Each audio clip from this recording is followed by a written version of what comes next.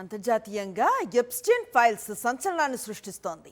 లైంగిక నేరగాడు Jeffrey Epstein ఉదంతంలో America అధ్యక్షుడు Trump కూడా నేరాలకు పాల్పడ్డారని బాధిత యువతి సంచలన విషయాన్ని బయటపెట్టింది.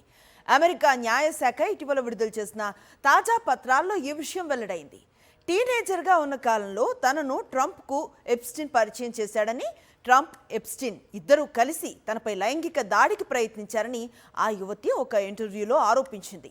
లైంగిక దాడి చేసే సమయంలో తప్పించుకునేందుకు ట్రంప్ను కొరికేశానని, దాంతో కోపంతో ట్రంప్ తనను కొట్టాడని తెలిపింది బాధిత యువతి.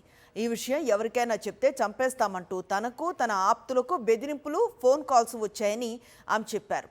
దీనిపై స్పందించిన వైట్ హౌస్ అవి తప్పుడు ఆరోపణలని కొట్టిపారేసింది. ట్రంప్ కూడా నేరాలకు పాల్పడ్డారని బాధిత యువతి సంచలన విషయాన్ని బయటపెట్టింది. అమెరికా న్యాయశాఖ ఇటీవల విడుదల చేసిన తాజా పత్రాల్లో ఈ విషయం వెల్లడైంది. టీనేజర్గా ఉన్న కాలంలో తనను ట్రంప్కు ఎప్స్టీన్ పరిచయం చేశాడని, ట్రంప్, ఎప్స్టీన్ ఇద్దరూ కలిసి తనపై లైంగిక దాడికి ప్రయత్నించారని ఆ యువతి ఒక ఇంటర్వ్యూలో ఆరోపించింది. లైంగిక దాడి చేసే సమయంలో తప్పించుకునేందుకు ట్రంప్ను కొరికేశానని, దాంతో కోపంతో ట్రంప్ తనను కొట్టాడని తెలిపింది బాధిత యువతి.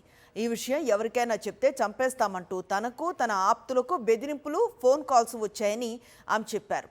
దీనిపై స్పందించిన వైట్ హౌస్ అవి తప్పుడు ఆరోపణలని కొట్టిపారేసింది.